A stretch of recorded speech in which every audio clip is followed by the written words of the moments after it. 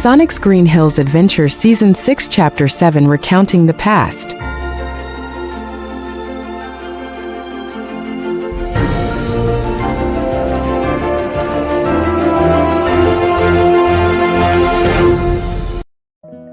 As the five of them stepped off the sand and onto the paved sidewalk of the harbor, they didn't have to go far to find the next legends on the Storybrooke roster.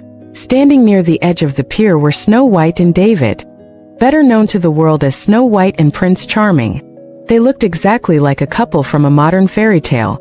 Practical, kind-eyed, and currently looking very bewildered as they stared at a massive, majestic owl perched atop a nearby lamppost. Sonic looked up, his eyes lighting up. Longclaw, there you are! We were wondering where you vanished to after the fog hit. I thought maybe you'd found a giant nest in the clock tower or something. Longclaw gracefully fluttered down from the lamppost, landing on a wooden piling with a soft thud of her talons. I apologize for my absence, Sonic. While you were exploring the local waters, I was circling the town's perimeter. This world has a strange border, and I needed to ensure that whatever brought us here wasn't followed by something darker. Shadow approached with a respectful nod, his lively energy settling into a focused calm. And the verdict? Longclaw, is the story safe for now? The perimeter is secure. The magic of this place acts as a shield, though it is porous to those with a strong enough will. For now, we are the only newcomers. I have sensed no pursuit from our own world. Annika walked over to pat Longclaw's feathers. Thanks, Longclaw. We feel a lot better knowing you were watching the skies. Snow White stepped forward with a warm, slightly stunned smile. So, Emma wasn't exaggerating. You really are quite a family. I'm Snow White, and this is David. David shook his head, looking from the giant owl to the colorful hedgehogs. I've fought giants and outrun curses, but I have to admit, a talking owl that scouts magical perimeters is a new one for the record books. It's an honor to meet a fellow guardian, Longclaw. The honor is mine, Prince David. Your reputation as a protector precedes you, even in the whispers of the wind. She's the best godmother a bunch of fast-running, water-bending heroes could ask for. So, Snow White, I hear you're the one who started this whole hope thing in this town. We're big fans of hope and chili dogs. Mostly hope, though. Snow White laughed. Well, hope is something we have plenty of here, and if you're looking for those chili dogs, I think we can point you in the right direction. Emma mentioned you all were adaptable. I see you've already dried off quite nicely. Marina was standing beside Sonic, her hand in his. We're just trying to make the best of it. Longclaw, you should come back to the B&B with us. The others are there, and I think Maria would love to hear that the perimeter is safe. I shall. The Blue Angels need their full ensemble if we are to navigate this realm. David, Snow White, perhaps you can tell me more about this author while we walk. I find the concept of a written destiny intriguing. Shadow walked alongside David, looking lively and ready for a debate. Careful, David. Longclaw is a strategist. She'll have your town's defense plans analyzed before we hit the next block. David grinned. In this town, Shadow, that's exactly what we need. Come on, let's get you all some food. I think Granny's just put a fresh batch of pies in the oven. The group set off toward the center of town, a unique procession of heroes from two different worlds. With Longclaw soaring just above them and the Blue Angels walking tall, the people of Storybrooke couldn't help but stop and stare. It wasn't every day you saw Snow White and Prince Charming walking a giant owl and a group of colorful, talking hedgehogs down Main Street. The stroll toward Granny's felt more like a victory lap than a walk to lunch. With Longclaw gliding low over their heads, her massive wingspan casting a protective shadow on the pavement, and Snow and David leading the way, the group looked like a formidable alliance. Sonic looked at the brick buildings. You know, David, your town is pretty cool, but it needs more loop-de-loops. Just a suggestion for the next urban planning meeting. David chuckled. I'll run it by the mayor, but I think she's still recovering from the talking owl report Emma probably gave her. The bell above the door chimed loudly as the group poured into the diner. It was packed. Rachel, Maddie, Tom, and the rest of the Green Hills crew were already seated across several joined tables, deep in conversation with Henry and Killian. Maddie looked up and smiled. There they are. And Longclaw, we were starting to think the harbor had swallowed you all up. Longclaw landed gracefully on the back of an empty wooden booth, her eyes sweeping the room. The harbor is tranquil, Maddie. More importantly, the boundaries of this land are stable. We are safe to break bread. Shadow slid into a seat next to Killian, his energy still high and his eyes bright. Captain, I trust you haven't told all the good stories while we were away. I still have a few theories about your rigging to discuss. Killian raised a mug. Fear not, mate.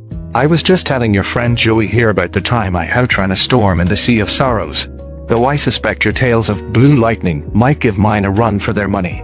Annika and Marina sat down with Maria and Jojo, who were busy showing them the Storybrooke special menus. Annika leaned in close to Maria. Maria, wait until you see what we found out at the docks. Let's just say, I don't need a boat to go for a swim anymore. Marina nudged Sonic. And Sonic managed to dry us off without burning the pier down. It was actually very impressive. Sonic grabbed a menu. I'm a professional. What can I say? Now, where are those chili dogs? I'm so hungry I could eat a badnik if they were edible, which they aren't, because they're robots. For a moment, the diner was a beautiful chaos of two worlds colliding. Snow White was showing Maddie photos on her phone, while Silver was accidentally levitating his straw while explaining his background to Henry. Longclaw sat like a silent, feathered statue, watching over her godchildren with a look of immense pride. Even Regina, sitting at the counter with a coffee, seemed to be observing the scene with a rare, quiet curiosity instead of her usual fire. Shadow looked around at the crowded, noisy diner, a lively smirk on his face. You know, Sonic, for a town that was supposed to be a mystery, this feels suspiciously like home. That's the thing about family, Shads. It doesn't matter what dimension we're in as long as we're all at the table. It's home. Granny walked up with a tray of towering burgers and a plate of steaming chili dogs. All right, enough heart-to-hearts. Who ordered the double speed special with extra onions? That would be me. Diggin' everybody. The noise in the diner softened as the food was served, but the curiosity in the room remained high. Snow White and David sat across from the Wachowski family, watching the easy, loving dynamic between the humans and the hedgehogs. Snow White had set her fork down gently. I have to admit, seeing the way you all look out for one another, it's beautiful. But I've been wondering, Tom, Maddie, how did a sheriff and a veterinarian in Montana end up as parents to three extraordinary hedgehogs and a goddess? Tom exchanged a look with Maddie. It's a long story, but the truth is we didn't choose to be their parents. The universe chose us, especially with this guy. He nudged Sonic's shoulder. Sonic's usual high energy bounce slowed for a second. He looked at his chili dog, then back at the Storybrooke leaders. His voice was quieter but steady. Actually, I'm the one who found them, but it took a long time.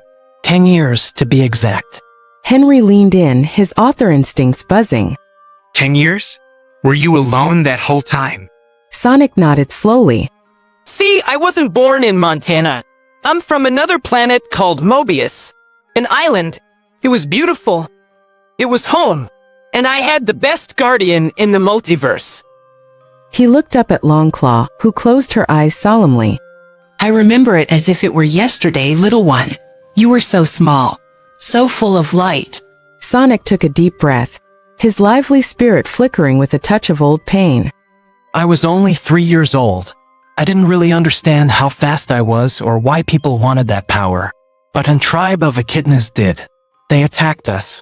Longclaw, she saved me. She pushed me through a portal with a bag of rings and told me to run. To stay hidden. The diner went completely silent. Even Regina turned her stool around to listen. The idea of a 3-year-old being cast into a foreign world alone was something almost everyone in Storybrooke could relate to, especially Emma. I ended up in Green Hills. I lived in the woods in a cave. I watched Tom and Maddie from the shadows for years. I knew their favorite movies. I knew Tom's blue versus red donut debates. I was part of their lives, they just didn't know I existed. I was the loneliest kid on the planet. But I had a family in my head. Maddie reached over and squeezed Sonic's hand. Until the night he accidentally knocked out the power to the entire Pacific Northwest. I found him in my shed. He was terrified. I thought he was an oversized blue raccoon at first. But then I saw he was just a kid who needed a home. We went on a crazy road trip to San Francisco, fought a mad scientist with a drone obsession, and by the time we got back to Green Hills, well, the blue raccoon had a room in the attic. Shadow looked at Sonic with a rare, softened expression. He paved the way for the rest of us. When I arrived, and then Silver, there was already a home waiting. Because the loneliest kid decided he didn't want anyone else to be lonely. Killian raised a glass toward Sonic, his voice thick with respect. To be 3 years old and cast into the unknown, and still come out with a heart like that. You're more of a hero than any knight I've met, lad. Annika leaned her head on Sonic's shoulder. He's the best big brother in any dimension. Sonic rubbed his nose, his trademark smirk returning to hide the watery look in his eyes. Hey, don't get all mushy on me. I had to stay fast to keep up with Dad's driving, that's all. But yeah, that's how our family got our start. One runner, one sheriff, and a whole lot of luck. David nodded to Tom. From one protector to another, you did a good job, Tom. You gave him exactly what a hero needs. A place to belong. The silence in Granny's deepened, becoming the kind of quiet that held a weight of its own. After Sonic finished his story, all eyes turned toward Shadow. He didn't fidget or look away. Instead, he sat with a refined, lively grace, his fingers tracing the rim of his cup. And you, Shadow?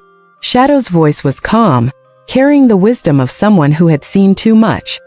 I was created on a space station called the Ark. My purpose was to be the ultimate life form to find a cure for the girl who was my world. Maria over here. Maria placed her hand over Shadow's, her Mabian quills shimmering softly. We were together in a place surrounded by stars, but it was a lonely existence, until the soldiers came. They were afraid of what Shadow represented. I was 10 years old when the raid happened. I saw the world I knew go up in flames. Maria saved me. She sent me away just as Longclaw sent Sonic away. She died in the process right in front of me. But I didn't find a cave in the woods. I was captured by the government and put in a cell. Regina's voice was unusually soft. For how long? 6 years. I sat in that dark box, too numb to fight, too tired to care. I had lost my purpose. I was a weapon with no one to hold it. Until a certain blue hedgehog was thrown into the cell block over a misunderstanding and a very poorly timed video. Sonic grinned through the lingering sadness of the memory. Yeah, thanks to Jade. One video of me looking dangerous she sent to them, and suddenly I'm in a high-security GUN facility. But when I saw Shadow in that cell, he looked like he'd given up. And I don't do giving up. Shadow had a small, authentic smile tugging at his lips. He was terrified, though he tried to hide it with a Q&A with me about each other's pasts, his life after, and our powers. I had never seen another Mobian before. I didn't find him annoying. I found him fascinating. He was a light in a place that had been dark for 6 years. My brotherly instincts, which I didn't even know I had, just took over. I wanted to protect that light. The first night was the worst. I had a nightmare about GUN ripping my family apart and hurting them, and there was nothing I could do. For you see, earlier that day, they injected a serum into me, paralyzed my legs, which terrified me because that was the first time someone accomplished that before. My speed aside from my family meant everything to me.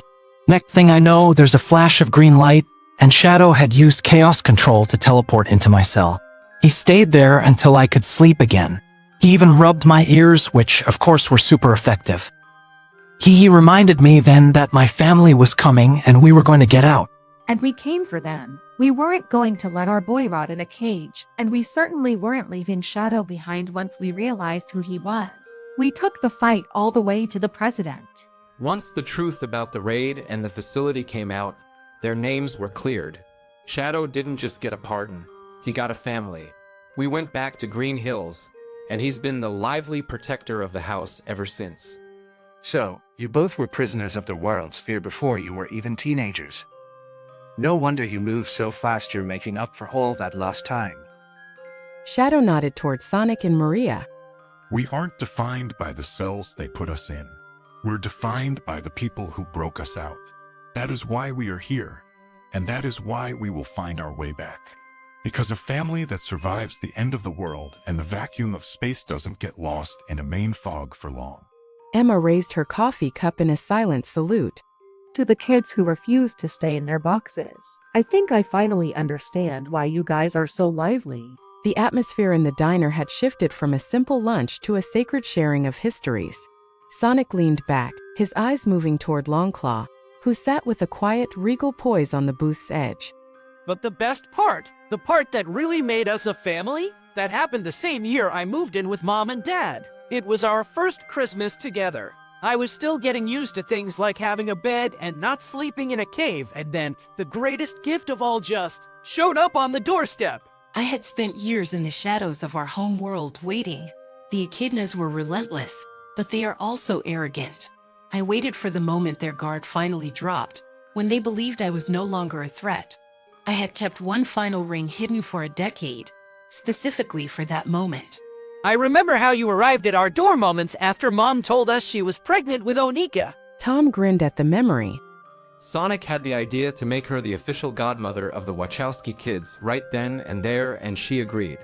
So with Longclaw's arrival and the announcement that I was pregnant with Anika, it was like everything came full circle. Sonic was finally home, his protector was back, and a new life was beginning. Annika beamed.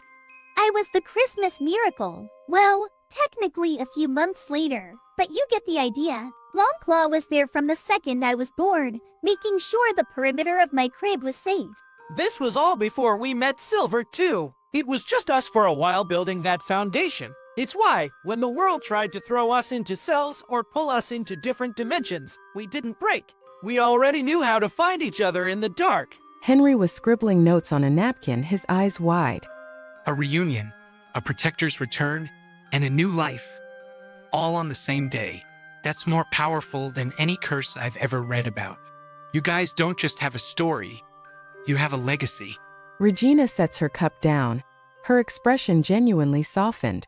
It seems Storybrooke has finally met a family that understands the magic of hope better than we do. Most people here had to lose everything to find each other. You simply refused to let go.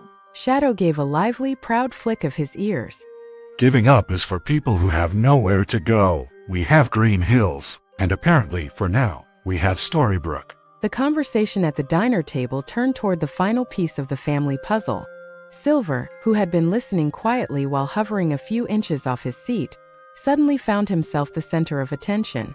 So, fast forward to the following summer. We were finally a solid unit. Longclaw was settled, Shadow was part of the crew, and Onika was only 6 months old. But I started having these visions. Every time I closed my eyes, I saw this specific coastline and a moon that looked way too big. He wasn't the only one.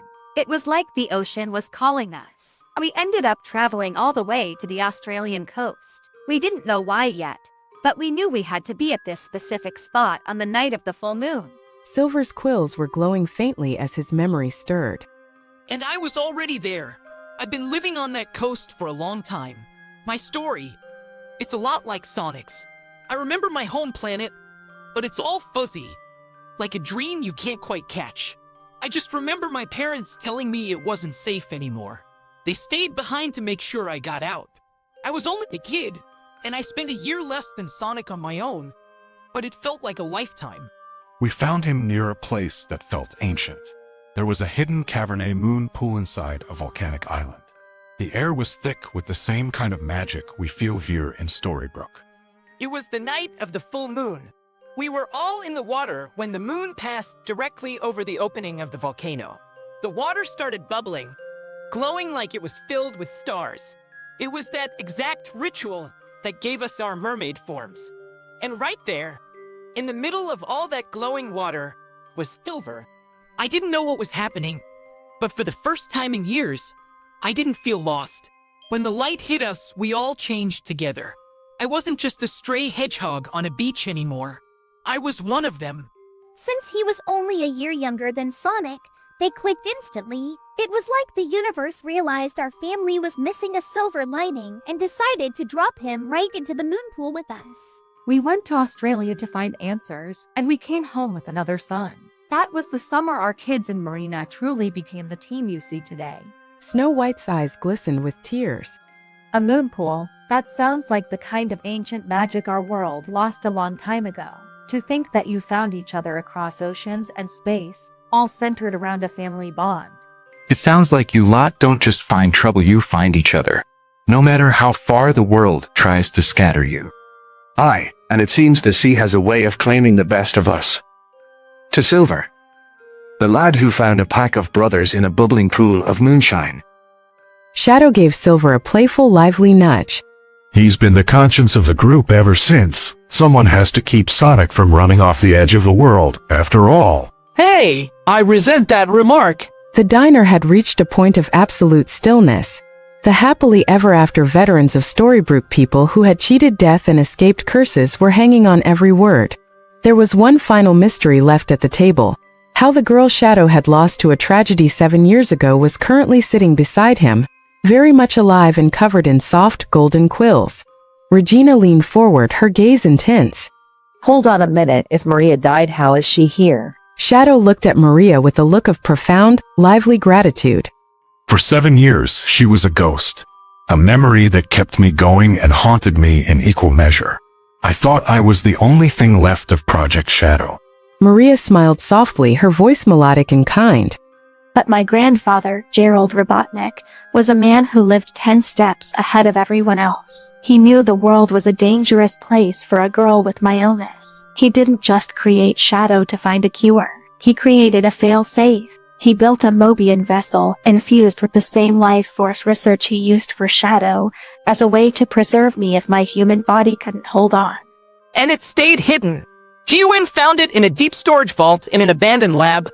But they didn't know what it was or who was inside until a few weeks ago during our big multiverse trip.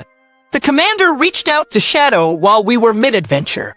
He asked me if I wanted them to initiate the transfer and wake her. I didn't hesitate. I've lived 7 years in the dark.